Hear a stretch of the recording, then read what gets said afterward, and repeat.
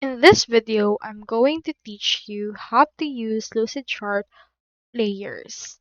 So in order to do this, you first need to head over to lucidchart.com, click on the design of free, and you can also click on this Google or Microsoft or Slack in order to sign up from there.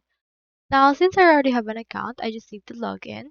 To do that, click on the design of free option. And then from in there, you can see in here the Lucid app option, wherein you just need to actually sign up.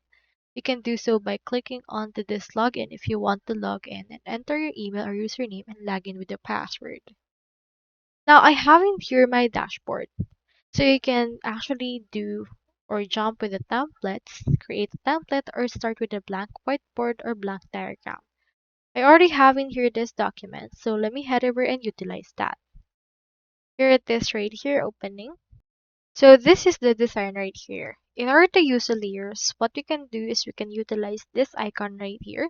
This is the layers icon. So head over and open this and click onto this plus icon in order to create a new layer. Now onto this new layer, you can name it how you want. Like for example, let's name this new one and then save this. And what this will do is you can actually add some more things right here. Like for example, some sticky notes. You can click on this and then add it right here. And then add in here some text if you would want. Let me head over and add in here some text. Let's put that right here. And let's just edit it however we want. I'll input right here pending. And you can see this right here.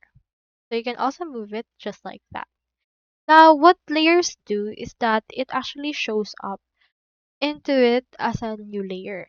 Like for example, if you wish to hide it, this will be hidden, but if you wish to show it, this will show.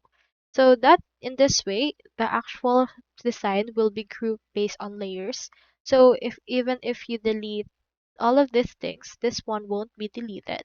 And the more like it is right here as well. So that's how you actually use Lucidchart layers. I hope this video helped you out.